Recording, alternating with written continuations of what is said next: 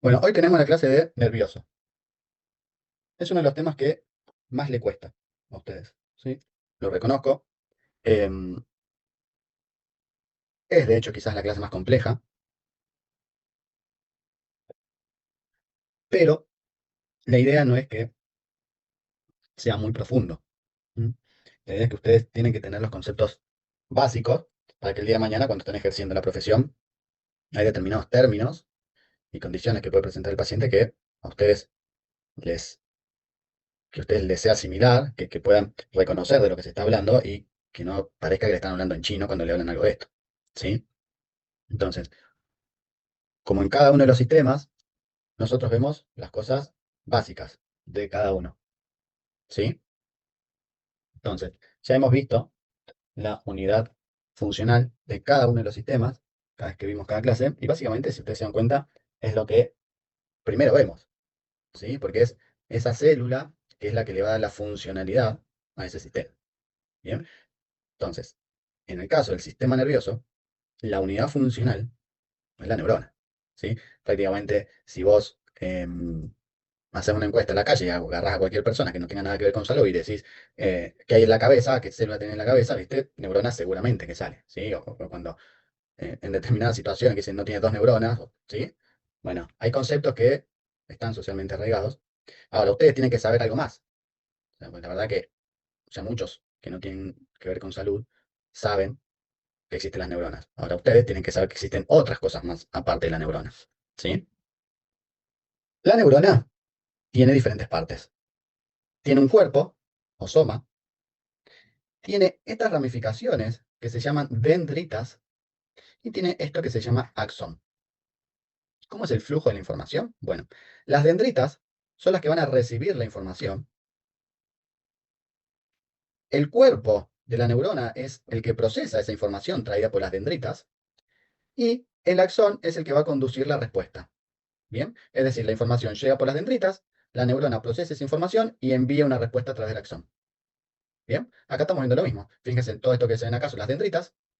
Las dendritas traen información al soma. Este cuerpo neuronal procesa la información y envía una respuesta. ¿Bien? Esto que ven acá, a través del axón, esto que ven acá, que se ve que está envolviendo al axón, ¿sí? Parecen chorizos. Esto es la vaina de mielina. Esta vaina de mielina lo que hace es que la conducción del impulso de esta respuesta que está generando sea más rápida. Es como el cable, ¿sí? Vieron que un cable por dentro tiene el cobre y por fuera está ese plástico aislante. Bueno, esto es lo mismo. Esto funcionaría como un aislante para que esa conducción eléctrica sea rápida. Bien. Si nosotros no tuviésemos esta vaina de mielina, la conducción es más lenta y menos eficiente. ¿Sí? Entonces, muy importante esa vaina de mielina. Bien.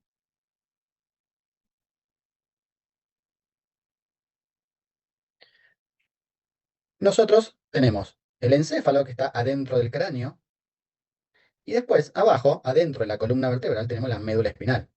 ¿Sí? Así como el cráneo protege al encéfalo, les podemos hacer lo que es el encéfalo, la columna vertebral protege a la médula. Bien. Nosotros, en el encéfalo, dentro del cráneo, vamos a tener neuronas. Fíjense, acá está una neurona representada, acá está el cuerpo, y todos estos son las dendritas.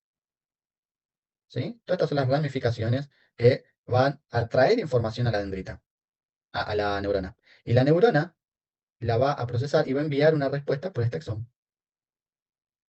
¿Sí? A su vez, este axón se va a comunicar con otras neuronas que están abajo, en médula espinal. Pues, por ejemplo, si vos querés levantar la mano, acá, en el cerebro, se va a generar el impulso en esta neurona para levantar la mano. Pero la realidad es que vos para levantar la mano necesitas mover músculos, y esos músculos están inervados. ¿Y qué los inerva? Los inervan las neuronas que están acá en la médula espinal. Entonces, esta neurona que está arriba, acá en el cerebro, envía la información de levantar la mano. Entonces, viaja por este axón a las neuronas correspondientes a la médula espinal. Y en estas neuronas correspondientes a la médula espinal están las que controlan los músculos del brazo y del hombro, entonces levantas la mano. Por eso van a leer, cuando lean, que van a tener neuronas de primer orden, que son las que están acá, en el encéfalo, que son las que generan el impulso, y las neuronas de segundo orden, que son las que están acá en la médula espinal, que son ejecutoras. Bien, pero son todas neuronas, ¿sí? Con lo cual tienen la misma estructura, tienen dendritas que reciben información, un cuerpo que las procesa y un axón que envía la respuesta. Los nervios que ustedes ven por ejemplo, en el brazo, en el antebrazo, en la mano, todos esos nervios que ven son axones, ¿sí? Obviamente no es un axón, son muchos, porque van a inervar muchos músculos, muchas fibras musculares. Entonces, esos nervios que ustedes están viendo es el axón que está llevando la respuesta generada en la neurona. ¿Estamos hasta acá? Sí. Bien, entonces acá les dije que neuronas, por ejemplo, que están en el cerebro, mandan la orden a las neuronas que están en la médula espinal, abajo, para que levanten la mano. ¿Sí? Bien, hay una comunicación entre las dos neuronas, porque una neurona está en cerebro, una neurona está en médula espinal. Se comunican. Bien, en esa comunicación va a participar el axón de una neurona con las dendritas de la otra neurona, que son las que van a recibir la información de ese axón. Y esa comunicación entre dos neuronas se llama sinapsis. ¿Sí? Fíjense, acá tenés la neurona presináptica que recibe la información por estas dendritas, procesa la información en el cuerpo y envía la respuesta por el axón único. El axón va a contactar con las dendritas de la neurona postsináptica. Las dendritas de la neurona postsináptica van a recibir la información de ese axón, la van a procesar y van a enviar la respuesta. ¿Sí? Esto es llevado al ejemplo que estamos viendo recién. Acá tienen la neurona de primer orden, que la tenemos en el cerebro, y dice levantar la mano. Entonces envía la información de levantar la mano por el axón y llega a las neuronas que están en la médula espinal, que son las que controlan los músculos del hombro y del brazo. ¿Sí? Entonces, esta información que trae el axón de levantar la mano es transmitida a las dendritas de esa neurona y la neurona postsináptica, que está acá en médula espinal, recibe la información de levantar la mano. Entonces, por el axón, envía la información de que el músculo se contraiga. ¿Sí? Entonces se levanta la mano. Entonces, la sinapsis es la comunicación entre dos neuronas. Y así como es la comunicación entre dos neuronas, hay que saber que hay dos tipos de sinapsis. Una es la sinapsis química y la otra es la sinapsis eléctrica. ¿Sí? La sinapsis química es la que va a estar mediada por mediadores químicos. ¿Qué significa esto?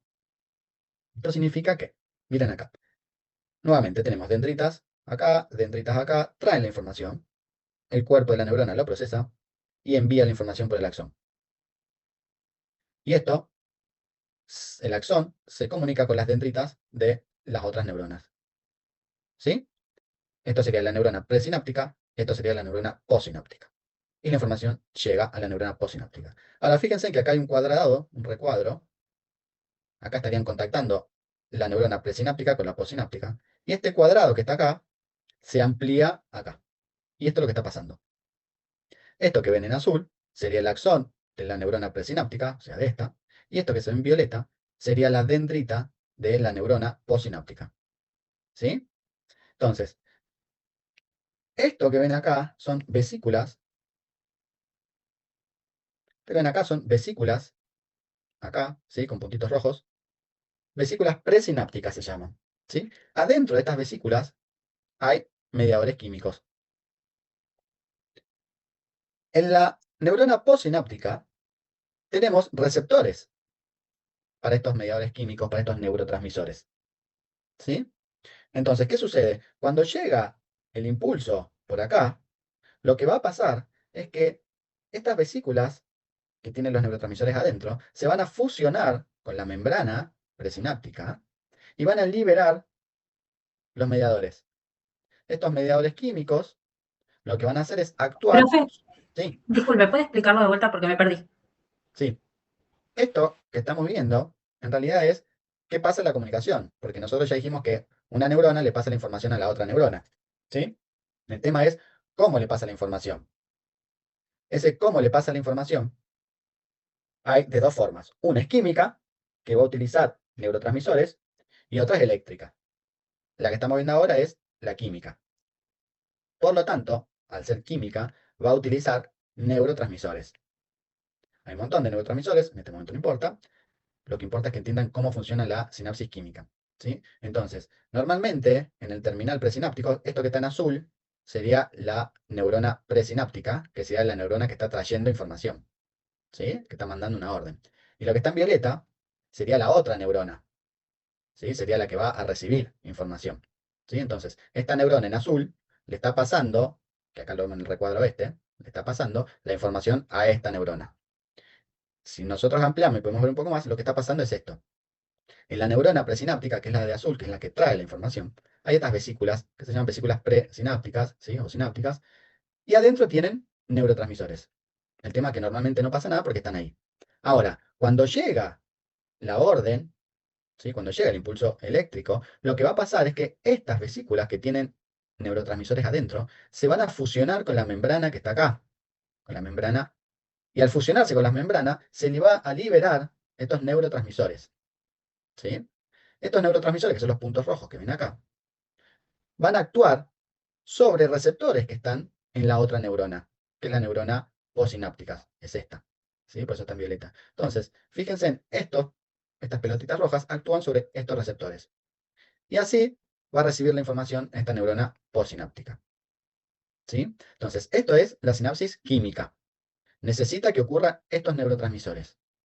Si estos neurotransmisores no están, esta sinapsis no se puede llevar a cabo, ¿sí? Ahora, es re distinta esta otra sinapsis. Fíjense en qué distinta que es. Esto que ven acá sería la neurona presináptica. O sea, la que vemos acá en el dibujo de azul. Bueno, es esta. Acá viene el axón y termina en el terminal axónico. Esta es la neurona presináptica. Y esta que está acá abajo sería la neurona postsináptica. O sea, esta que está acá. ¿Sí? Entonces, esta neurona es la que le va a transmitir la información a esta neurona postsináptica. ¿Mm? Pero ahora lo está haciendo de una forma eléctrica. Esto es una sinapsis eléctrica. ¿Qué significa esto? Esto que ven acá, esto que se ve acá, son uniones en hendidura, o uniones gap, que se llaman, ¿sí? Estas dos células, estas dos neuronas, pueden estar unidas por estas uniones hendiduras, por canales iónicos sí que pueden pasar iones, puede pasar calcio, puede pasar potasio, cloro, ¿sí? Entonces, estas dos neuronas están conectadas de una forma muy estrecha, muy estrecha. Entonces, cuando viene el impulso eléctrico por acá, cuando viene viajando el impulso eléctrico por acá, directamente pasa para el otro lado y pasa a la neurona postsináptica. Es rapidísima esta conducción eléctrica. La otra, esta química, es distinta porque cuando llega el impulso eléctrico, estas vesículas sinápticas se tienen que fusionar con la membrana, se tiene que liberar el neurotransmisor, este neurotransmisor tiene que encontrar el receptor en la otra neurona postsináptica. Una vez que se une el neurotransmisor con el receptor, hacia adentro se gatillan una serie de señales intracelulares que terminan conduciendo el impulso eléctrico. O sea, es más lento esto.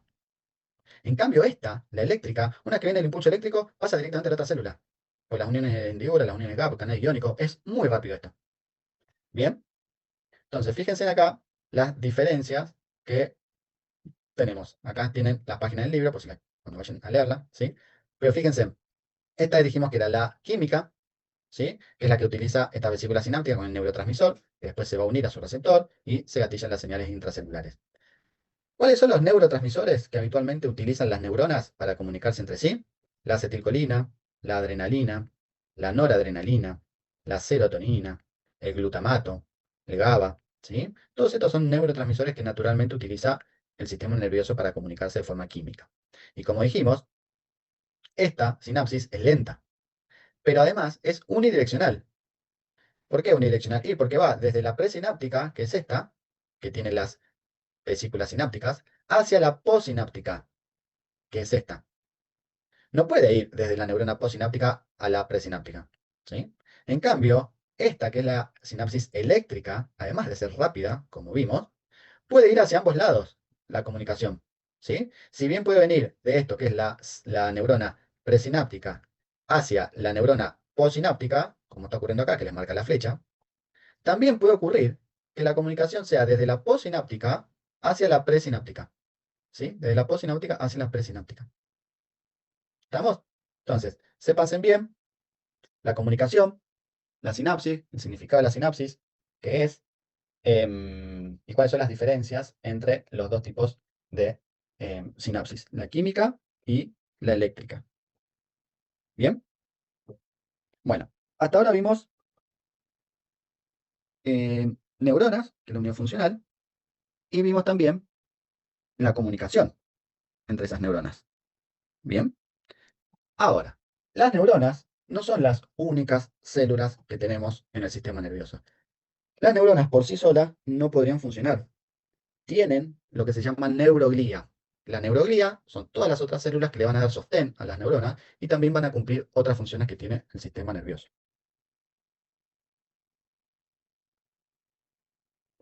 ¿Cuáles son las otras células que tenemos?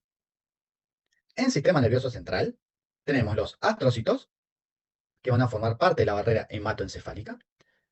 Tenemos la microglía, que son macrófagos, así como en otros tejidos teníamos los macrófagos con otros nombres, por ejemplo en el hígado se llamaban célula Kampfer, ¿sí? Acá los macrófagos se van a llamar microglía, ¿sí? Van a tener obviamente una función inmune. Después tenemos los oligodendrocitos. Los oligodendrocitos son los que van a formar esa vaina de mielina en el sistema nervioso central. Esa vaina de mielina que parecía chorizo que yo les decía, que es para que el impulso se conduzca más rápido, alguien la tiene que hacer. Bueno, estos son los que los hacen. Fíjense en cómo estos oligodendrocitos están relacionados con esta vaina de mielina que van a tener los nervios. ¿Sí? Después, los ependimocitos van a formar parte también del epitelio ventricular, lo vamos a ver más adelante cuando vemos líquido cefalorraquídeo. Y en el sistema nervioso periférico, las células que tenemos son las células de Schwann. Las células de Schwann son las que van a ser la vaina de mielina, pero en el sistema nervioso periférico. ¿Sí? Una cosa es hacer la vaina de mielina en el sistema nervioso central, que esos son los oligodendrocitos, y otra cosa es hacer la vaina de mielina en el sistema nervioso periférico, que esas son las células de Schwann. ¿Sí? Entonces, estas son las células que componen la neuroglía hematoencefálica. Acá tenemos un vaso sanguíneo con el endotelio del vaso sanguíneo, y acá en violeta tenemos los astrocitos. Fíjense cómo los astrocitos tienen estos pies, ¿ven? Se llaman pies chupadores, estos pies de los astrocitos, que están formando parte, están muy cercanos al vaso, y van a formar parte de la barrera hematoencefálica que luego vemos. ¿Bien? Fíjense en cómo, bueno, además de las neuronas, que ya las vimos, ¿sí? Nosotros vamos a tener los oligodendrocitos, que acá lo que le está representando es que los oligodendrocitos van a ser la vaina mielina en el sistema nervioso central. ¿Sí? Y esto que se ve acá son los ependimocitos. Este espacio que se ve acá en celeste sería que estamos dentro de los ventrículos y esto es líquido cefalorraquídeo. Y los ependimocitos están revistiendo a esa cavidad. ¿Sí? Que después vamos a ver también qué hacen. Bien, entonces recuerden, tenemos los astrocitos, van a formar la barrera hematoencefálica. Las células de Schwann hacen vaina mielina en el sistema nervioso central. Los oligodendrocitos las células de Schwann en el sistema nervioso periférico, perdón. Los oligodendrocitos hacen la vaina en el sistema nervioso central. La microglía son los macrófagos, acuérdense, microglía, macrófagos, las dos con M. Y las células ependimarias o los ependimocitos son los que van a revestir esta cavidad de los ventrículos. ¿Sí?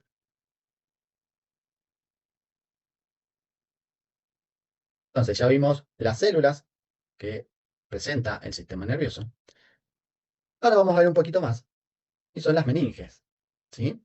Fíjense en este corte. Esto que están viendo acá, en color marrón, sería la sustancia gris del cerebro. Y esto que está en blanco sería la sustancia blanca. Bien. Esto que ustedes están viendo acá, estaríamos en cuero cabelludo, esto es tejido adiposo, esto es hueso. ¿Sí? Esto es el hueso que ustedes se tocan en la cabeza. Ahora, debajo del hueso que ustedes se tocan en la cabeza, no está el cerebro. ¿Sí? Entre el hueso, que está acá, y el cerebro, que empieza acá, en esto que le dije marrón, hay algo. ¿Sí? O sea, el cerebro no está en contacto con el hueso. Bueno, esto algo que hay son las meninges. Las meninges van a recubrir el sistema nervioso y van a facilitar la protección.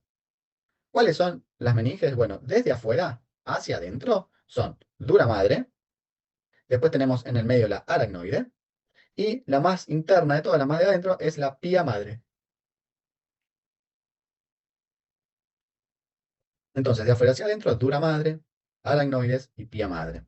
Bien, sépanse cuáles son las meninges. ¿Cuál es la masa externa? La que está en contacto con el hueso, la dura madre. ¿Cuál es la masa interna? La que está en contacto con el cerebro, la pía madre. Bien, meninges. Cuando estas meninges se inflaman por alguna infección, por ejemplo, se te produce ¿qué enfermedad? ¿Alguna sabe? Meningitis. Claro, la meningitis. La meningitis, si habrán escuchado alguna vez, es la inflamación de las meninges. ¿Sí? Muy bien. Siguiendo con la protección, vieron que el, el cerebro, todo el encéfalo, ¿sí? Está dentro de una caja rígida, dura, que es el cráneo.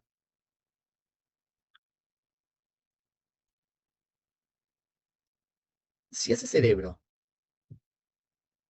chocase todo el tiempo con el cráneo, o sea, vos cuando saltás, si el cerebro acompaña ese movimiento de subida y bajada y el cerebro choca, o cuando estás andando en auto, que de repente frenás, ¿sí? Que la cabeza a lo mejor va para adelante, va para atrás, o sea, si el cerebro en todos esos movimientos chocase con el hueso, estaría todo el tiempo lastimado y sería un problema.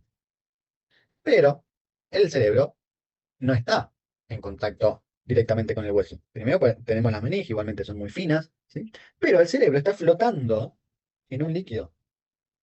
Flota en el líquido cefalorraquídeo.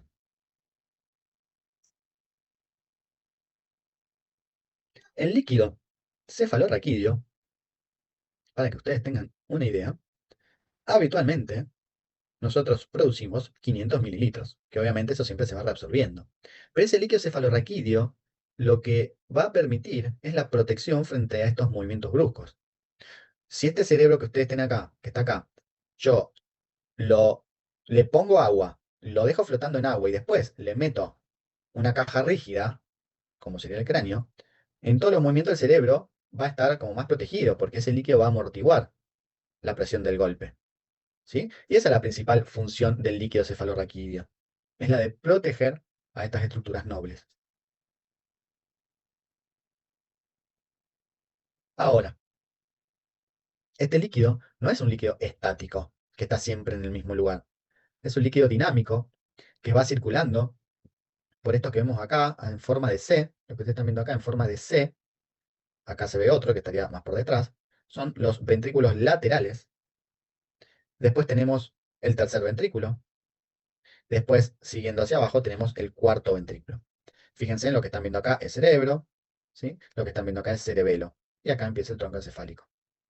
Ahora, el líquido va a circular desde el ventrículo lateral, que es esto que está acá, hacia el tercer ventrículo. Y del tercer ventrículo va a circular hacia el cuarto ventrículo. Y acá, fíjense en conducto central, desciende a médula, porque la médula espinal, adentro de la columna, le pasaría lo mismo.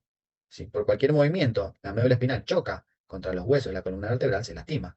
Bueno, la médula espinal también está flotando en este líquido cefalorraquídeo. ¿Sí?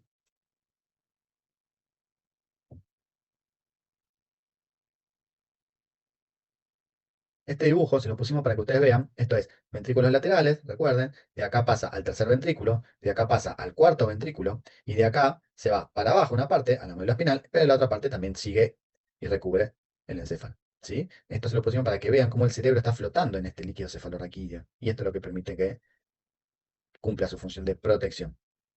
Bien.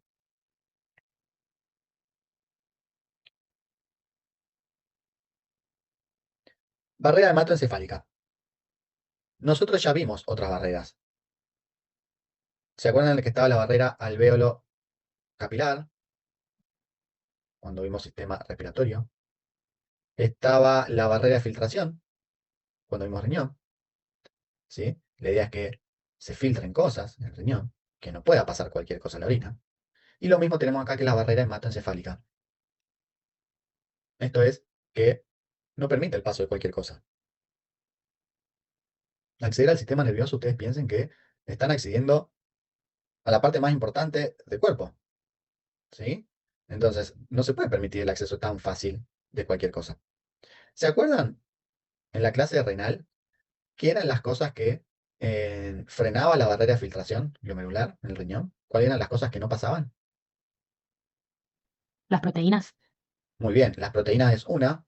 O sea, no es normal que vos en la orina elimines proteínas. ¿Por qué? Y porque tenemos la barrera de filtración en el riñón y esa barrera impide que las proteínas que están en la sangre, por ejemplo en la albúmina, que esas proteínas vos las pierdas en la orina. Al cuerpo le cuesta un montón hacer proteínas. Ahora, si vos las proteínas las vas a estar eliminando, y va a ser un problema para el cuerpo. Entonces, ¿qué hace? Bueno, las proteínas no se pueden eliminar. Solamente se van a eliminar proteínas en la orina cuando tenés un problema en el riñón y esta barrera de filtración glomerular se altera. Bien, las proteínas eran una cosa. ¿Y qué otras cosas filtraba el riñón? Así vos no la tenés en la orina.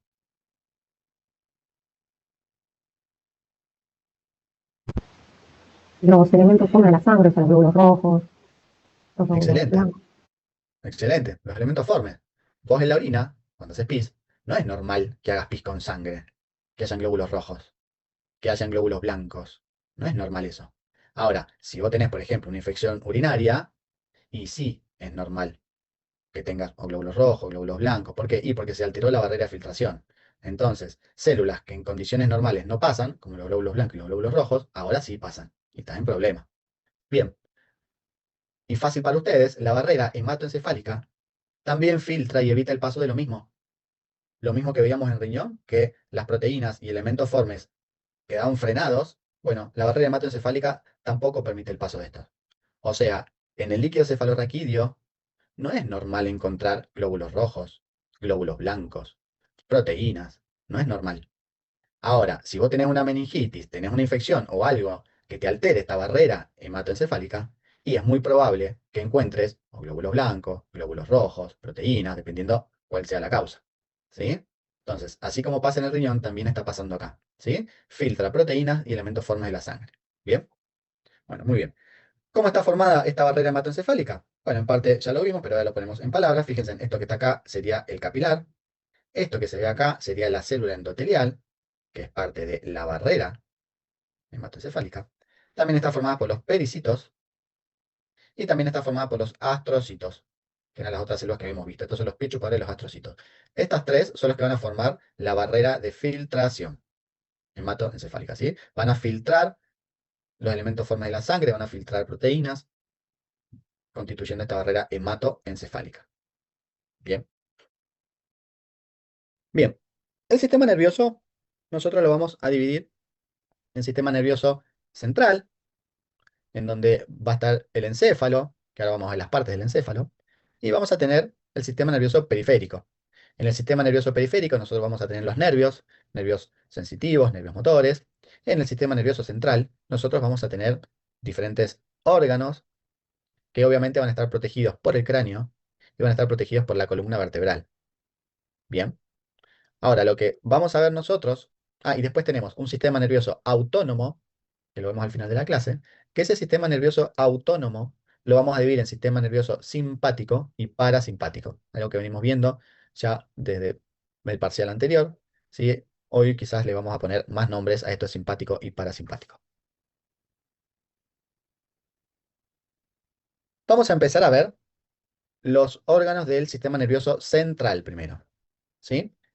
Sistema nervioso central, vamos a encontrarnos con lo que es el encéfalo.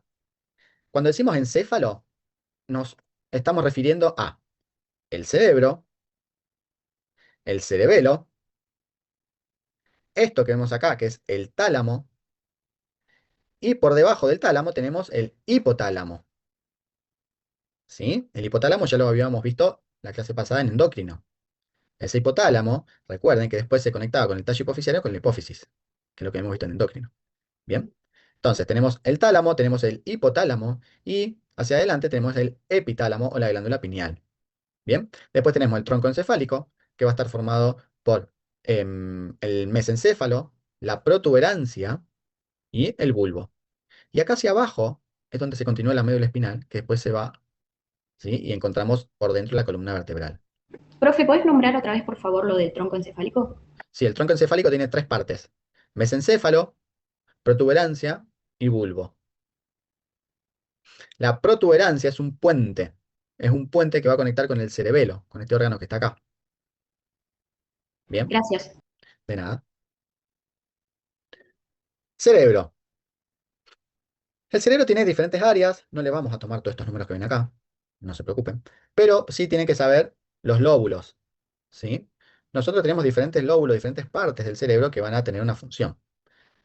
Nosotros vamos a tener el lóbulo frontal, que es todo esto que le estoy marcando yo, ¿sí? Que es desde el rojo este, que es el 4 hacia adelante. Es el lóbulo frontal. Y el lóbulo frontal está relacionado con los movimientos. Esto que ven acá en 4, que está acá en rojo, es lo que se conoce como área motora primaria. Esta área motora primaria es donde se originan gran parte de los movimientos que hacemos. Ese ejemplo que yo les decía de levantar la mano, la neurona encargada de dar esa orden está acá, en el área motora primaria. ¿Sí? Después, tenemos, así como adelante está el frontal y está relacionado con todos los movimientos, atrás tenemos el occipital, acá está todo pintado de verde. El occipital va a estar encargado de la visión. Después nosotros vamos a tener el lóbulo parietal, que es esto que se ve en azul, de azul para atrás, entre el occipital y el frontal, tenemos acá el parietal. El parietal, acá, a este lóbulo parietal, van a llegar todos, todos los estímulos sensoriales y sensitivos, ¿sí? Es lo que nosotros, por ejemplo, cuando vos tocas algo que está caliente o algo que te pincha, todo eso, o sea, vos te estás dando cuenta que está caliente, vos te estás dando cuenta que te pinchaste, vos te estás dando cuenta que te duele, todo eso va a llegar acá, ¿sí? Al parietal. En este lóbulo parietal va a recibir todo eso. Entonces, estas neuronas reciben toda esa información de que te duele algo y le van a pasar la información a otras neuronas. Pero este es el lugar donde llega. ¿Bien? Y después tenemos el lóbulo temporal. En el lóbulo temporal, nosotros vamos a encontrar a la audición.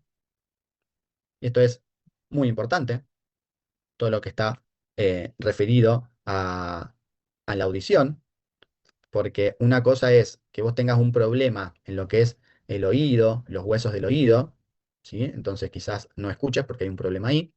Y otra cosa es que vos tengas un problema en las neuronas que están encargadas de la audición, ¿sí?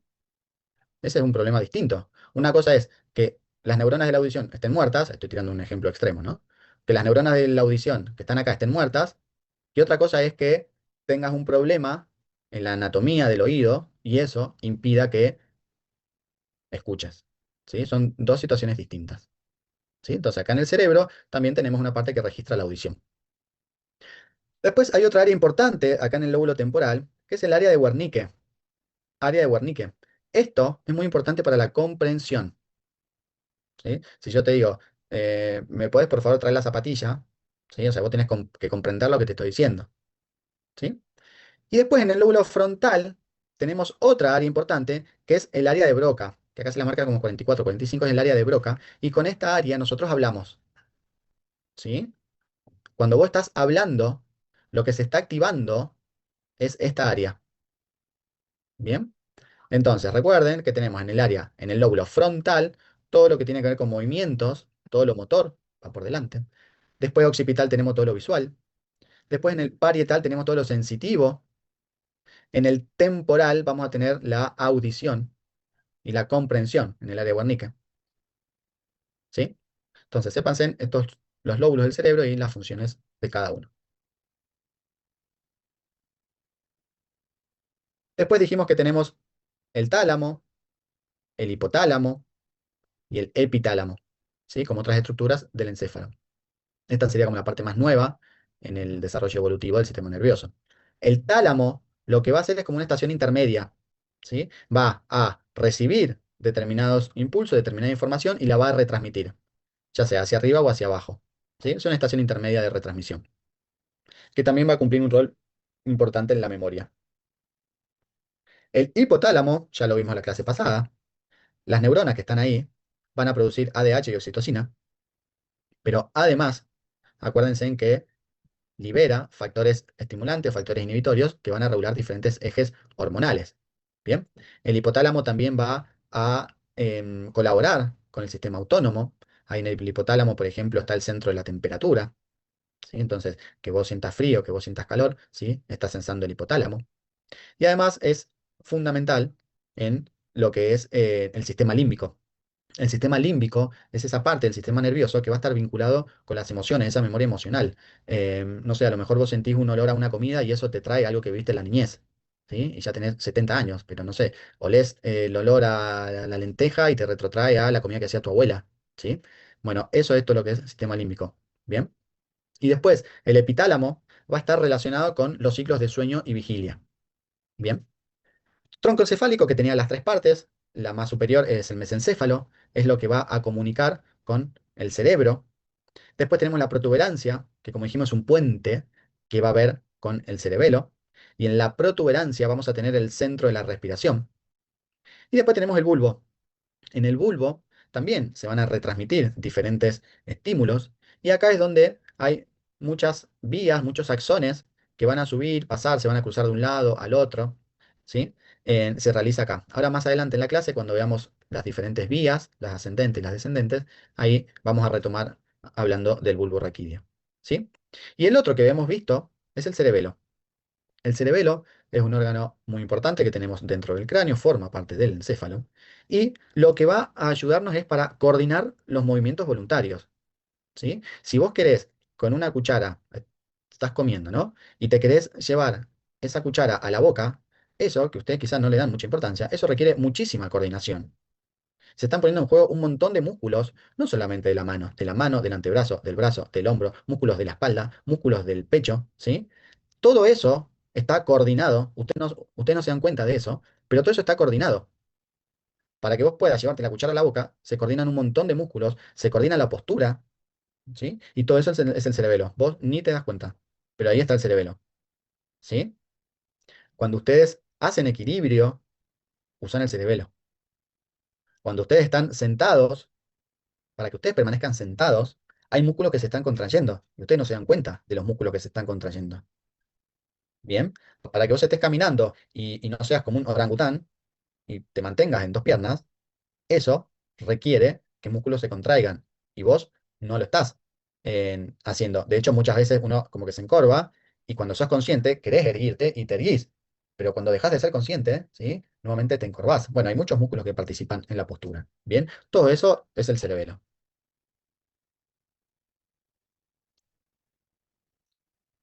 Y finalmente tenemos a la médula espinal, como otra parte del sistema nervioso central. Entonces dijimos el sistema nervioso central, teníamos el cerebelo, teníamos el cerebro, teníamos el tálamo, el hipotálamo, el epitálamo, el tronco encefálico.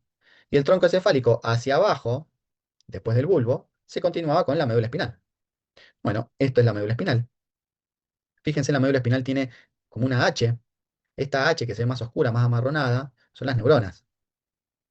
Todo esto se ve en neuronas y todo lo blanco que se ve son todos axones, que suben y bajan.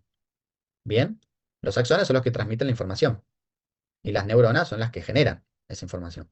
Bueno, acá todo esto son los cuerpos de las neuronas.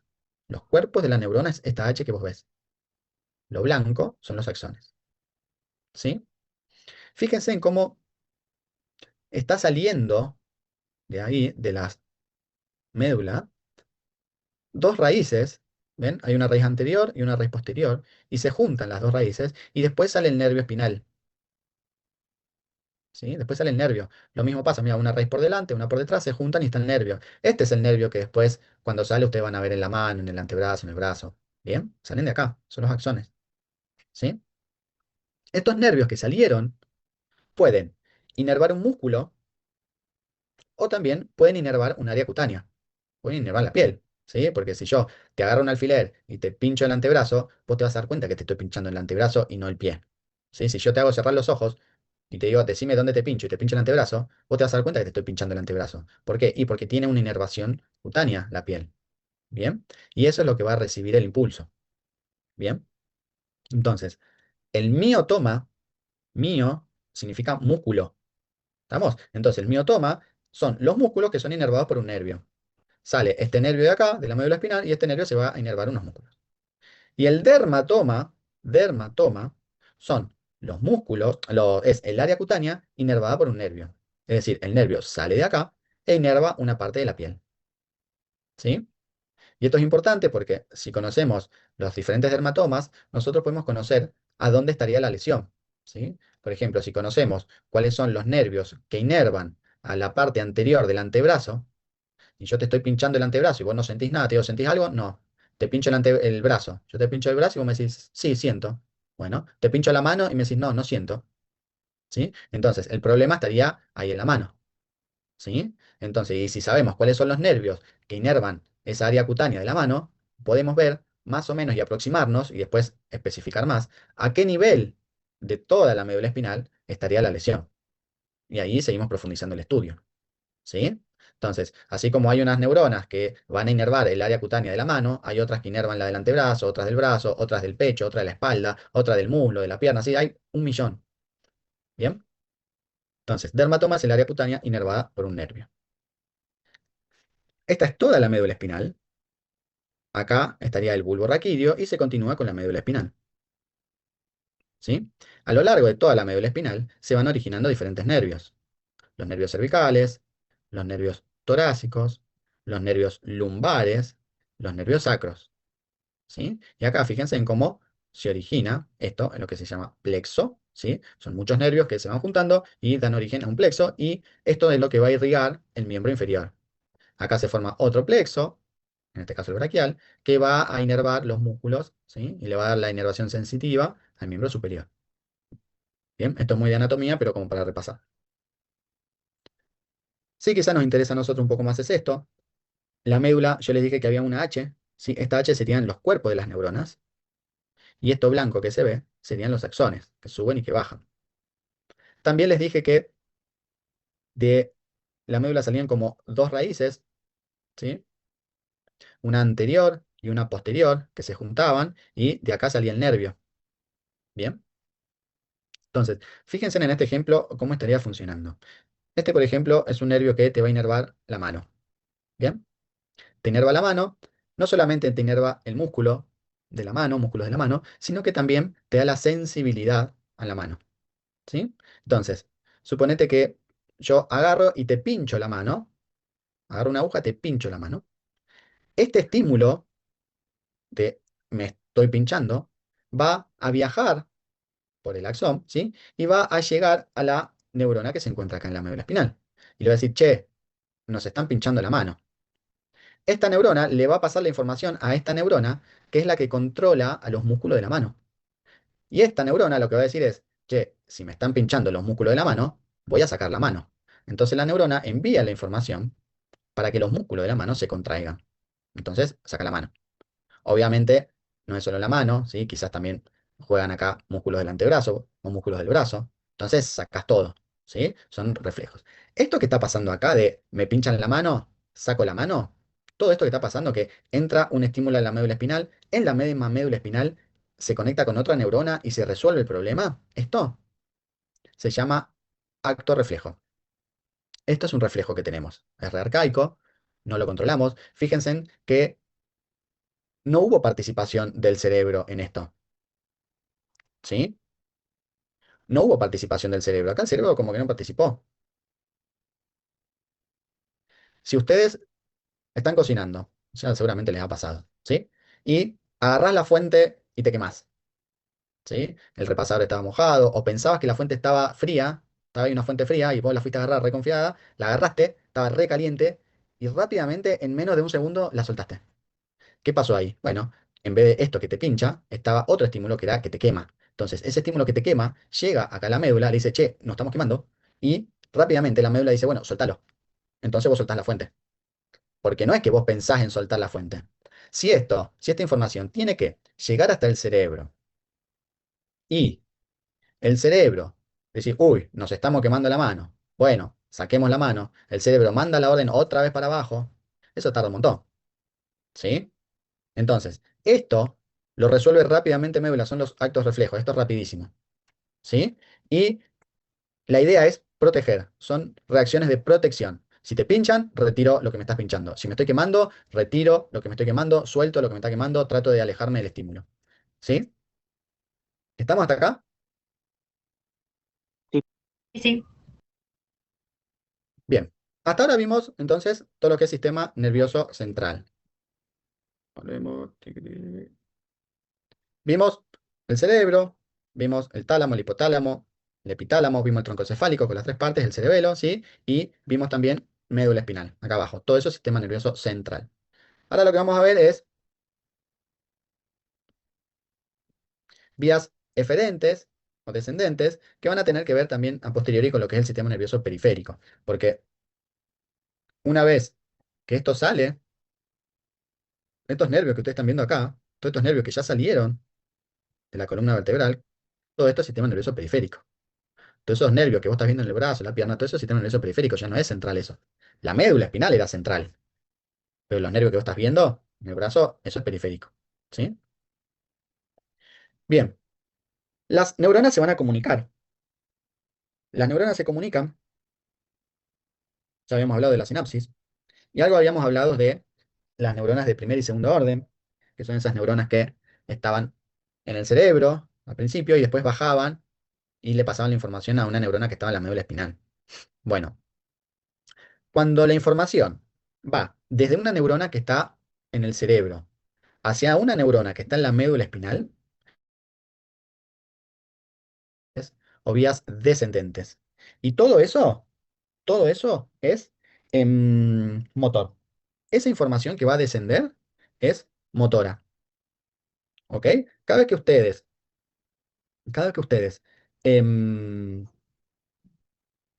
escuchen que una vía es descendente o es motora, que es descendente o es eferente, es porque es una vía motora. Está mandando una orden para que se mueva algo. ¿Sí? Acá está, o sea, se originó en el lóbulo frontal, ¿sí? Que dijimos que, el lóbulo frontal del cerebro es lo que tiene que ver con los movimientos. ¿Sí? Bueno, en esas neuronas que están en ese lóbulo frontal se originan estas vías descendentes. O sea, si vos querés levantar la mano, se originó acá. Y esa orden para levantar la mano desciende. ¿Sí? Desciende hasta que llega a la médula espinal, y ahí en la médula espinal se encuentra con otra neurona que es la que controla el músculo. ¿Sí? Entonces se controla el músculo y levantan la mano. ¿Bien?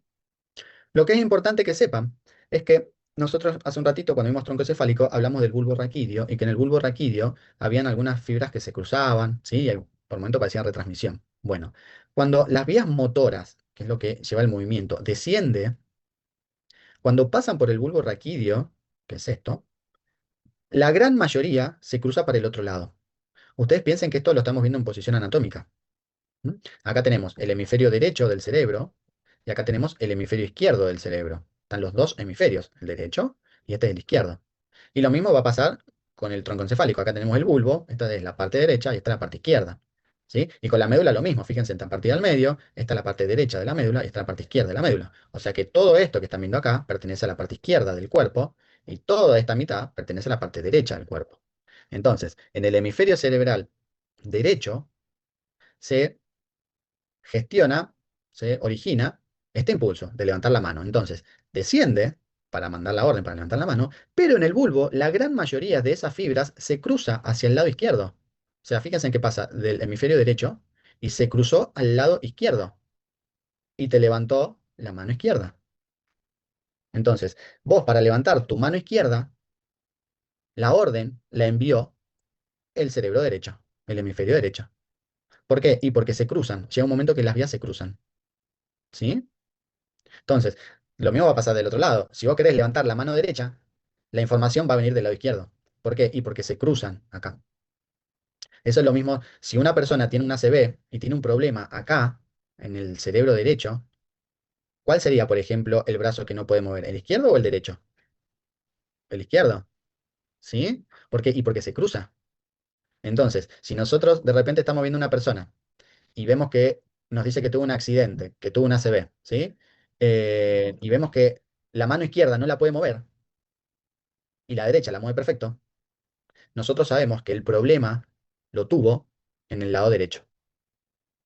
¿Sí? Porque ya se sabe, ya se estudió, que todas estas vías se cruzan en el bulbo. La mayoría, el 90% se cruzan. Hay un 10% que sigue derecho, ¿sí? Pero, para que les quede el concepto, se cruza en el bulbo. Entonces, todo lo que es motor, pasa eso. Entonces, si vos, por ejemplo, no podés mover la pierna derecha, si la pierna derecha no la podés mover, el problema lo tenés en el hemisferio izquierdo, en el cerebro izquierdo. ¿Por qué? Porque esta información baja, baja, baja, baja, desciende, y acá en el bulbo se cruza para el otro lado, y recién ahí se va la pierna derecha. ¿Sí? Eso es lo que pasa con lo motor. Con todo lo que es movimiento, pasa eso. Se origina en el lóbulo frontal, como dijimos, Y recuerden que en el bulbo la gran mayoría se cruza para el otro lado y termina inervando los músculos del otro lado. Entonces, así como hay vías que descienden, como vimos recién, que son las vías motoras, hay otras vías que tienen el recorrido inverso. Son vías que ascienden. Es decir, se van a originar abajo, en la médula espinal, y le van a traer información al cerebro. Porque nuestro cerebro es una computadora excelente, pero necesita información. ¿Quién piensa que le trae esa información? Los mismos nervios, ¿sí? Entonces, el cerebro mandó una orden que es levantar la mano. ¿Cómo se da cuenta el cerebro que esa orden se cumplió? Y por un lado se puede dar cuenta porque mirás que la mano está levantada, entonces vos mismo te mirás y ves que se levantó la mano. Pero además, hay otras vías que son estas vías sensitivas que le van a llevar información al cerebro para que se dé cuenta que la mano ya se levantó. ¿Sí? Fíjense en lo que pasa. Nosotros tenemos cuatro tipos de estímulos que le van a llegar al cerebro, que el cerebro está todo el día, las 24 horas, 365 días del año, está todo el día recibiendo información y sensando y procesando, ¿sí? Aunque ustedes no quieran, el cerebro lo hace. De hecho, ustedes ahora están sentadas o acostadas o paradas y el cerebro está sensando y su cerebro ya sabe que ustedes están sentadas, acostadas o paradas, ¿sí? Nosotros tenemos receptor del dolor, ¿sí? Si yo te pincho en alguna parte, o quizá a lo mejor tuviste un golpe, te golpeaste, y eso va a generar una inflamación, y eso va a llevar un estímulo doloroso que va a llegar al cerebro y le va a decir, che, mira, me duele la pierna, ¿sí? Y el cerebro va a ser consciente de ese dolor, ¿sí? Lo mismo pasa con la temperatura. Lo mismo pasa con la temperatura, el cerebro va a sensar que tenés calor, ¿sí? ¿Por qué? Y porque en la piel también tenemos receptores de temperatura, y esos receptores de temperatura le van a transmitir esa información a las neuronas que están en la médula espinal, y estas neuronas que están en la médula espinal van a transmitir hacia arriba la información al cerebro. Entonces te llega que está caliente, ¿sí? Lo mismo con el dolor, te llega que está caliente, ¿sí? Con el tacto es lo mismo. Si yo agarro, te pongo en una camilla, agarro una lapicera y te paso por el pie, te voy a decir, vos avísame cuando sientas algo y te paso, y vos me vas a decir, ahí siento, ¿sí? Eso es porque estás recibiendo información, las neuronas que están encargadas de esa área, ¿sí? Van a recibir la información del tacto y le van a enviar esa información al cerebro. Y lo mismo pasa con la propiocepción. Nosotros tenemos receptores de estiramiento y esos receptores de estiramiento son los que le van a enviar la información al cerebro. La propiocepción es la percepción del cuerpo en el espacio. Es lo que yo les contaba recién, que a ustedes no hace falta que se miren para darse cuenta que están sentadas, ¿sí? Si yo, por ejemplo, ahora estás sentada, ¿no? Te digo, bueno, cerrá los ojos y acostate con los ojos cerrados. Vos te vas a acostar y tu cerebro va a saber que estás acostada. Sin embargo, vos no te viste nunca acostada porque la última vez que te miraste estaba sentada. Vos nunca te viste acostada, pero sin embargo sabés que estás acostada. Eso es por los sensores de estiramiento que tenemos en todos lados, y eso es lo que le va a facilitar al cuerpo, no, al cerebro, para darse cuenta cuál es la posición del cuerpo en el espacio. Entonces, todo el tiempo el cuerpo en el cerebro, recibe información en el área sensitiva primaria, acá en el lóbulo parietal, que acá recibe todo lo sensitivo. Todo el cuerpo, todo el tiempo el cerebro recibe información de dolor, de temperatura, de tacto, de propiocepción. Lo va recibiendo acá en el lóbulo parietal, todo el tiempo, ¿sí? Y en base a esa información que recibe, después también ve si ejecuta algo con las neuronas motoras y las vías descendentes. ¿Estamos hasta acá? Sí, profe. Sí, sí. Vamos que estamos terminando. Es complejo, les avisé, la parte más, es la clase más compleja, pero vamos que venimos bien. Profe, una Sí, consulta. ¿Las vías entonces aferentes irían de la médula al cerebro? O sea, lo claro, contrario a las diferentes. exacto. Ah, listo. Las Gracias. aferentes es como, ¿se acuerdan cuando vimos linfático y otras cosas que estaban? Lo eferente es lo que lleva y lo aferente es lo que trae. Bueno, acá es lo mismo. Acá tenemos eferente es la información que sale, que lleva, ¿sí? Porque es información que sale del cerebro, lleva información, ¿sí? Es lo motor. Y lo aferente es lo que trae, ¿sí? Los vasos linfáticos aferentes traían linfa. Las vías aferentes acá traen información, ¿sí? Pero siempre el concepto es el mismo. Eferente lleva y aferente trae. Gracias. De nada. Bien. Sistema nervioso autónomo. El sistema nervioso autónomo, una de las principales cosas que ustedes tienen que saber es que es ese sistema encargado de regular todas reacciones automáticas e involuntarias. ¿Qué quiere decir esto? Que aunque vos no quieras, esto va a funcionar y se va a regular, ¿sí? Todo lo que es involuntario tiene que ver. Ustedes no pueden manejar esto. El sistema nervioso autónomo, ustedes no pueden manejar esto. No, por más que ustedes quieran manejar, qué sé yo, la frecuencia cardíaca no la van a poder manejar. De eso se encarga el autónomo, ¿sí? De hecho, está buenísimo que esto esté, porque si de nosotros dependiera que el corazón se contraiga cuando nos dormimos, estaremos muertos, ¿sí? Entonces necesitamos que haya un sistema que aunque nosotros no queramos, esté. ¿Bien? El sistema nervioso autónomo está dividido en dos. El simpático, por un lado, y el parasimpático. El sistema nervioso simpático se va a originar en los 12 segmentos torácicos y los dos primeros lumbares, ¿sí? De la médula espinal. Y el parasimpático se origina en los sacros de la médula espinal y en los pares craneales, ¿sí? Este sistema nervioso se va a caracterizar por usar neurotransmisores, es decir, que estos nervios van a usar una sinapsis química. ¿Cuál es el neurotransmisor por excelencia del sistema nervioso simpático? La noradrenalina. Y el neurotransmisor por excelencia del sistema parasimpático es la adrenalina, es la acetilcolina. ¿Sí? Entonces, este sistema simpático y parasimpático va a utilizar sinapsis química para poder hacer todo lo que va a hacer. ¿Bien?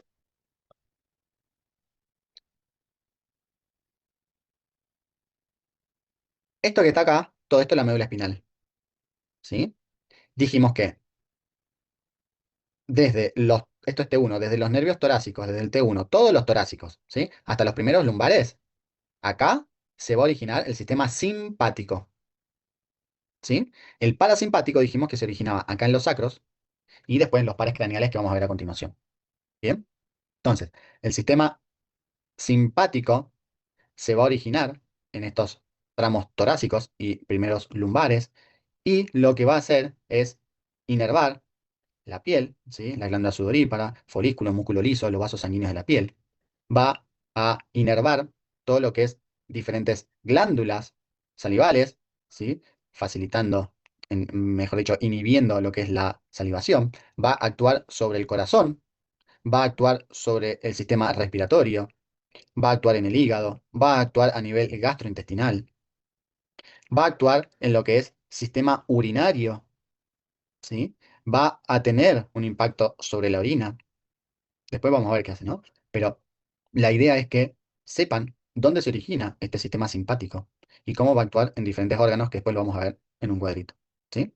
Ahora, el parasimpático, fíjense en cómo lo tenemos originándose en los nervios sacros y en los pares craneales.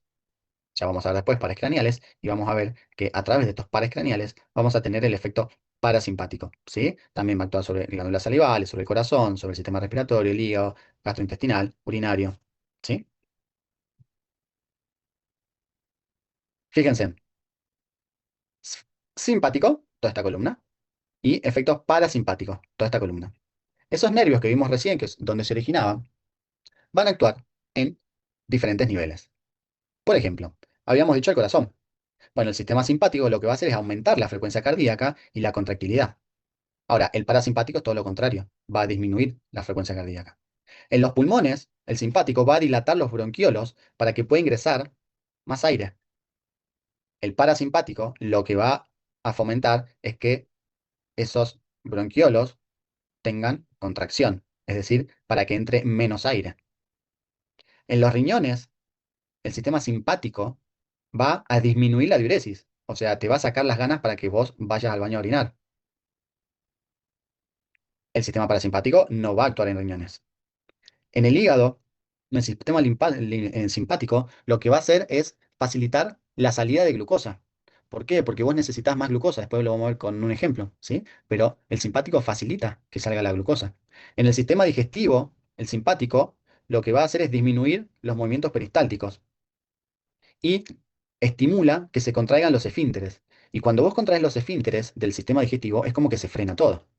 Bien. Ahora, el parasimpático es todo lo contrario. Estimula esos movimientos peristálticos, relaja los esfínteres y hace que toda la actividad gastrointestinal fluya, ¿sí? Que es lo que habíamos hablado en su momento cuando vimos digestivo, ¿sí? Que habíamos mencionado eso que decían nuestras abuelas, que después de comer que no te metas a la pileta y todo eso, ¿sí? Porque, bueno, se activa el simpático en vez de estar el parasimpático. ¿Se acuerdan de eso? Bueno, ahora, ¿sí? Lo que estamos viendo es justamente eso. Ya sabemos que el sistema simpático lo que hace es cortarte todos esos movimientos peristálticos, cortarte esa digestión, se contraen todos los esfínteres y se bloquea todo, ¿sí? Es todo lo contrario a lo que nos produce el sistema parasimpático. Bien.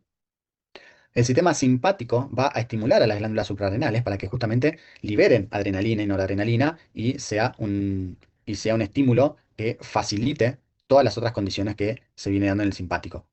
Las glándulas salivales y lagrimales, lo que hace el simpático es inhibirlas. Inhibe que vos produzcas saliva e inhibe que produzcas lágrimas. ¿Bien? Y asimismo estimula para que vos transpires. Y esto quizás es más fácil de entender cuando vos te pones a pensar cuándo se activa el sistema simpático y parasimpático. Ustedes piensen que viene de hace miles de años, que lo tenemos nosotros, y es que estamos preparados para la huida. ¿Sí? O sea, ahora pues estamos todos dentro de una casa, pero en su momento, la verdad, estamos todos en la intemperie y quizás a 20 metros tuyo había un león durmiendo. ¿Sí? Entonces te tenías que preparar rápidamente para salir corriendo, pues si no corres, el león te come. ¿Sí? Entonces esto viene de hace miles de años y esa es la causa, ese es el origen. Entonces, si vos, cuando viene el león corriendo, lo que se te está activando es el sistema simpático, ¿sí? Entonces, vos estás viendo que viene un león corriendo. A ver, pongamos este ejemplo. Situémonos hace miles de años, ¿sí? Ponele, recién terminaba de comer ese ser humano, estaba lo más tranquilo sentado en el árbol y de repente ve que a 30 metros viene un león. Y bueno, empieza a correr, ¿sí? Entonces, ahí mismo, lo que pasó en esa persona es que el corazón empezó a latir más rápido y más fuerte. ¿Para qué? Y porque las piernas necesitan más sangre. Necesitan más sangre. Entonces se produce toda una vasodilatación en lo que es los vasos de los músculos. Fíjense en cómo acá lo que le dice es que se produce una vasoconstricción en los vasos que están en el sistema digestivo y se dilata los vasos que tenés en el corazón y los vasos que tenés en los músculos estriados, es decir, los músculos de las piernas, los músculos de los brazos. ¿Por qué? Y porque viene un león a 30 metros y yo la sangre la necesito en las piernas para correr. No necesito sangre en el intestino, pues no voy a correr con el intestino. Necesito la sangre en las piernas. Entonces se produce esa vasodilatación en los músculos estriados y en el corazón. Entonces, el corazón tiene más sangre y además late más rápido y más fuerte. Entonces le manda más sangre a los músculos para que puedan correr. Pero además se dilatan las pupilas. Vos al dilatar las pupilas puedes ver más lejos. Entonces, estás corriendo un montón, necesitas ver más lejos porque si hay algún pozo, alguna piedra por la cual te puedas tropezar. Entonces, dilatás la pupila para ver más lejos. Pero a su vez, inhibís las lágrimas, porque si vos estás corriendo y de repente empezás a lagrimear, no vas a ver nada, ves todo borroso. Entonces, no puedes lagrimar. Y lo mismo que la salivación. No puedes estar salivando mientras estás corriendo escapándote de un león, porque te vas a ahogar. ¿Sí? Porque encima que estás corriendo, entrando un montón de aire, respirando rápido, si tenés un montón de saliva, cuando inspiras te puedes ahogar. Entonces no podés salivar. Te está persiguiendo un león. Obviamente vas a estar transpirando un montón, ¿sí? Porque vas a estar corriendo y eliminando calor, ¿sí? Y además, el músculo, además de necesitar sangre, necesita glucosa. Entonces, actúa sobre el hígado para que se libere glucosa y en la sangre haya glucosa para que los músculos se puedan contraer y puedas seguir corriendo un montón y no te atrape el león. ¿Sí? Entonces, todo esto que está pasando es la activación del sistema simpático.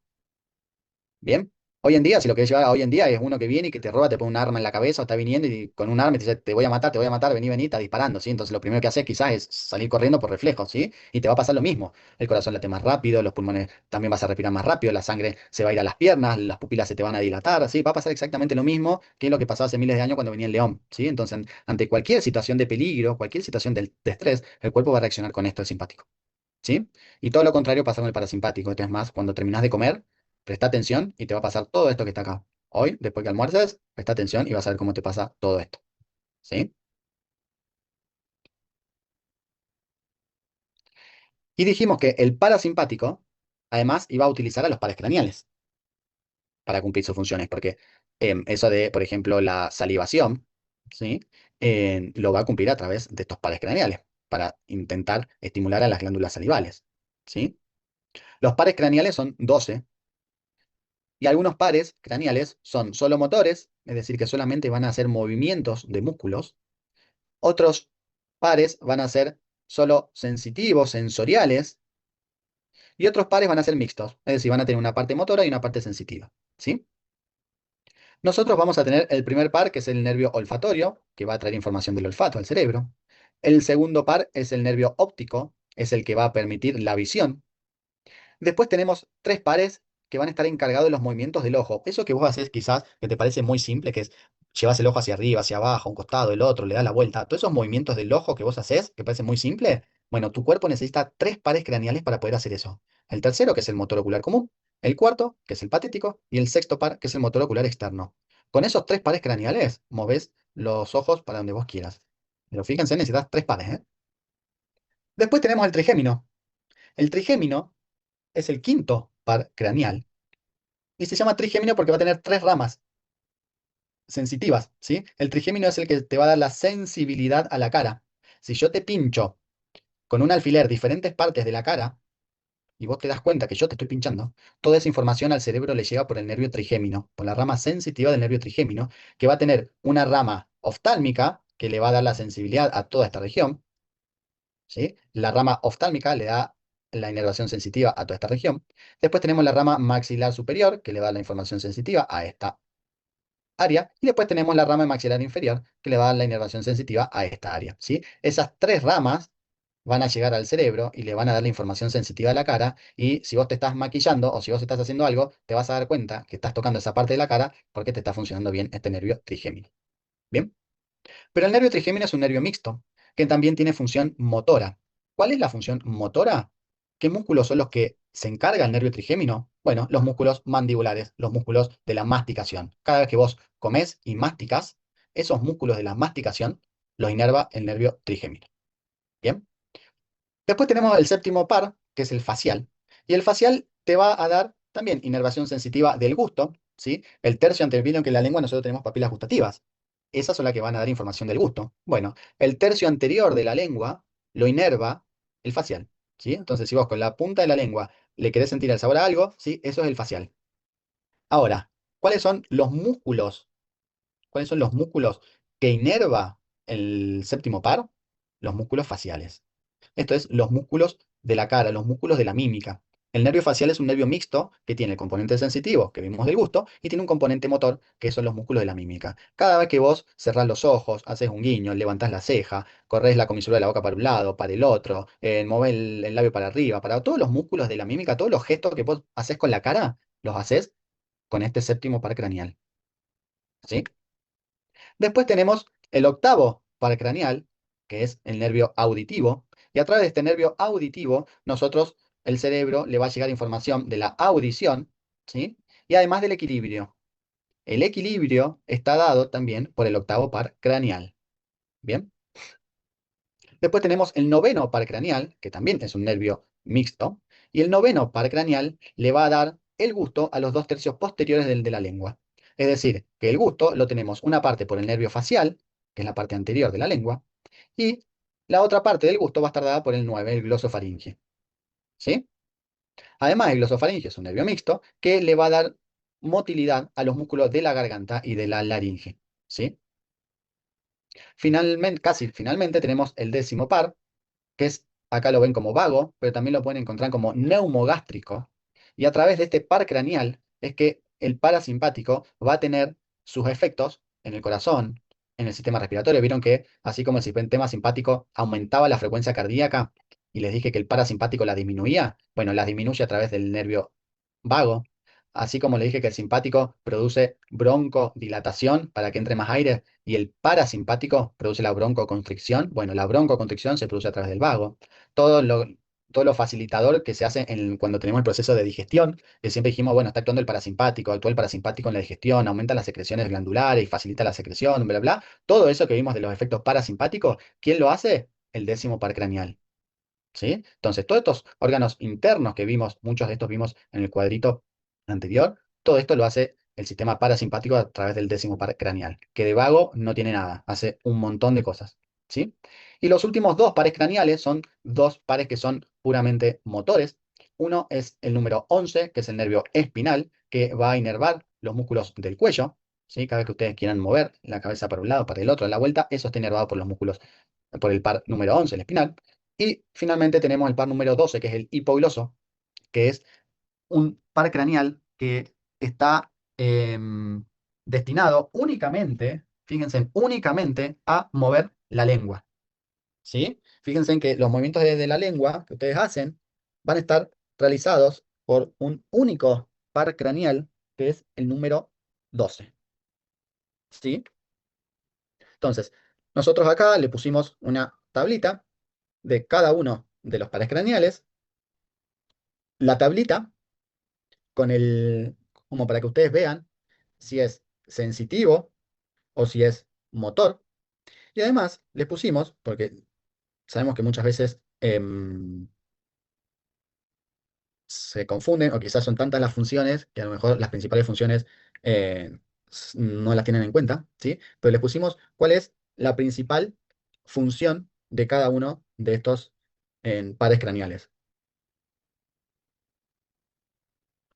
Lo que ustedes tienen que saber es, quizás lo de sensitivo y motor, em, lo van a deducir si saben la función, ¿sí? Si ustedes saben que, no sé, el trigémino te da la sensibilidad de la cara y además te inerva los músculos de la masticación, bueno, ya se sabe que es sensitivo y motor, ¿sí? Yo digo para que no se estudien de memoria esto, si es sensitivo o motor, ¿sí? Em, en sus prácticas, en sus prácticas, van a utilizar mucho el trigémino y el facial, ¿sí? Eh, digo, más relacionados con su profesión. ¿Sí? Son nervios que en el trigémino, a dar toda la sensibilidad de la cara, no el trigémino por la masticación, ¿sí? Sino el trigémino porque le va a dar la sensibilidad a la cara, ¿sí?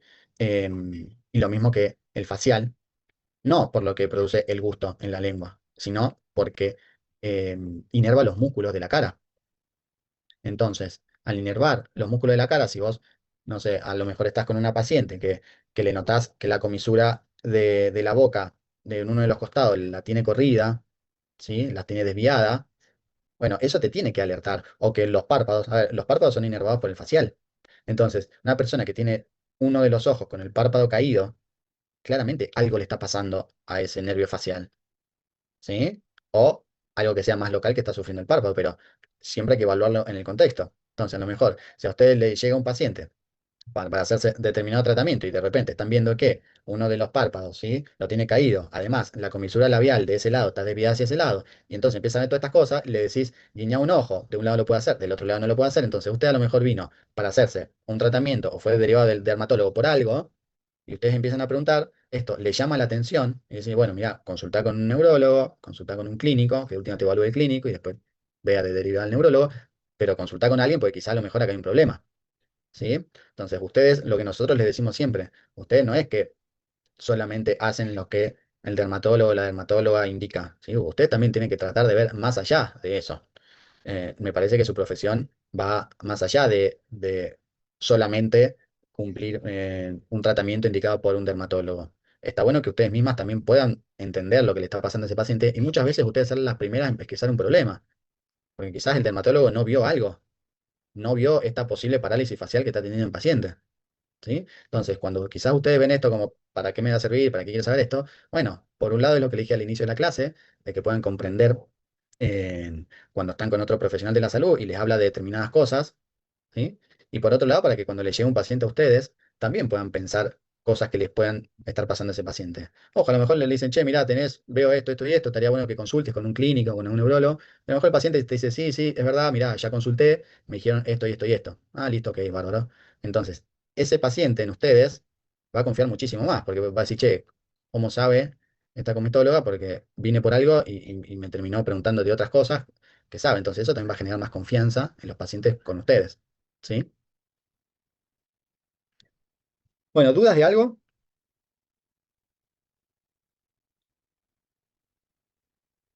¿Siguen vivas? ¿Están ahí? ¿O colapsaron? Sí, Colapsamos, sí, pero estamos estamos, acá, profe. ¿Eh? tal cual. Están colapsadas. O sea, Claro. colapsaron, pero están. O sea que están colapsadas, pero están. Bueno, a ver, la clase de hoy, les repito, es una de las más difíciles. Y es más difícil si no se leyó antes. ¿Sí? Es más complejo. Pero bueno, la idea, quedan 2 semanas para el examen, queda un montón para el examen, ¿sí? Pero si hay algo que no le va cerrando, mándennos. Sé que es un tema complejo esto, ¿sí? Pero por eso que también lo damos al final de todo, como para que no colapsen y que no entren en crisis eh, al principio del segundo parcial. Pero las cosas básicas las tienen que saber. Las diferentes células que tenemos en el sistema nervioso, sinapsis, líquido cefalorraquídeo, las meninges, sistema nervioso central, cómo está formado, el sistema nervioso autónomo, el simpático, el parasimpático, dónde se originan, los neurotransmisores que hacen, las cosas, las funciones del simpático y el parasimpático, o sea, en el corazón, en los pulmones, en diferentes situaciones, si estimulan o inhiben la salivación, la lagrimación, ¿m? A nivel gastrointestinal. Y los pares craneales, cuáles son y las funciones que tienen. De hecho, muchas veces en repechaje, en finales, les hemos preguntado del facial y del trigémino, y no nos han contestado nada. Qué sé yo, y son de los 12 pares. A ver, no es que le estamos preguntando de la función del motor ocular externo, ¿sí? Eh, que facilita el movimiento del ojo hacia afuera. No, no le estamos preguntando eso, le estamos preguntando justamente el facial o el trigémino, que son nervios que ustedes probablemente se encuentren en su práctica. Bien. Em, entonces, esta parte, sí, sepan todas estas cosas grandes, básicas, que fuimos hablando en la clase, ¿sí? Revean la clase, véanla, aprovechen que está ahí. Bien.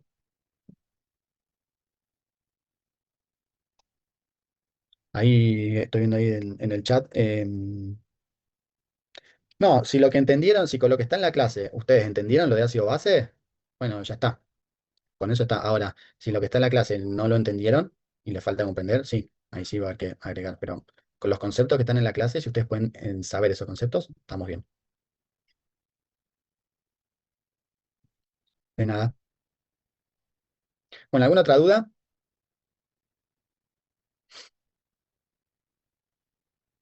Una consulta, pero esto es con respecto al final. Si yo me anoto a la primera fecha, ¿me puedo presentar a la segunda? Porque por lo que entendí, una ayudante de cátedra dijo que en algunas materias como que había que un justificativo, me parece, si te presentabas en la segunda fecha. Sí, la idea de los finales es porque nosotros, y de que se inscriban, porque nosotros necesitamos reservar el aula e imprimir los exámenes. Entonces, si se inscriben a la primera fecha, tienen que venir a la primera. Si se inscriben a la segunda, tienen que venir a la segunda. Pues no es lo mismo que se presenten 10 personas a la primera a que se presenten 100 personas a la primera. ¿Sí? Entonces, nosotros cuando imprimimos exámenes, no es lo mismo imprimir 10 que imprimir 100. Y no es lo mismo según el aula que nos den. Si nosotros nos dan un aula para 30 y de repente ustedes son 50, la verdad que la mitad va a tener que esperar afuera 2 horas sentadas ahí y la otra mitad va a hacer el examen. Entonces, para evitar todas esas cosas, la inscripción es que se hace previamente y tienen que venir a la fecha que se inscribieron. Salvo que les haya pasado algo y traigan el justificativo, la idea es que se presenten a la fecha que se inscribieron.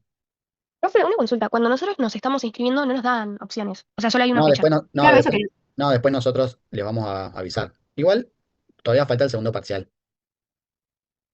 ¿Sí? Todavía falta. Vamos paso a paso, pero la idea es que después nosotros vamos a mandarles también como un formulario para que nos digan a qué fecha se van a presentar. Ah, dale, dale, está bien, muchas gracias. ¿Sí? De nada. ¿Alguna otra duda?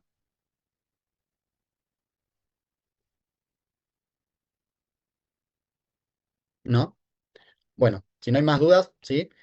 Nos despedimos. Espero que tengan una excelente semana todas. Estudien, lean, no dejen todo para último momento. Esta segunda parte es más larga que la primera. Y ahora le vamos a dejar subir. La idea es subirle hoy mismo las clases de piel para que esté a disposición. ¿Sí? Bueno, Profe, ¿sí? Delfina. perdón, recién me acordé de una duda que tenía. Sí. ¿Viste, bueno, en el páncreas, la insulina se libera cuando hay una hiperglucemia o una hipoglucemia? A ver, ¿a usted qué les parece? ¿Cuándo se libera insulina? ¿Cuál es la función de la insulina? Porque hay que disminuir la glucosa. ¿Cuál es la función de la insulina? A ver, ¿función de la insulina? Ah, ¿qué hace la insulina? ¿Sube o baja la glucosa en sangre? ¿La baja? Disminuye la glucosa en sangre. Disminuye, ¿sí? Entonces, función de la insulina, disminuye la glucosa en sangre. Bien, entonces, ¿cuándo se va a liberar insulina? ¿Cuando haya poca glucosa en sangre o cuando haya mucha glucosa en sangre? Mucha, mucha. Cuando haya mucha. Entonces, cuando hay una hiperglucemia, que terminaste de comer, por ejemplo, un chocolate, La idea es que se libere insulina para bajar esa glucemia. ¿Sí? Y el glucagón es todo lo contrario, digamos, cuando hay que aumentar. Exactamente. El glucagón es Y todo eso, lo contrario. listo, ya De está. hecho, cuando vos comiste y te fuiste a dormir, al principio va a estar funcionando la insulina. ¿Sí? Pero no sé, después a las 4 de la mañana va a empezar a funcionar el glucagón. Va a empezar a aumentar. ¿Sí? Porque hace 6 horas que comiste, 7 horas que comiste. ¿Sí? Dale, profe, muchas gracias. De nada.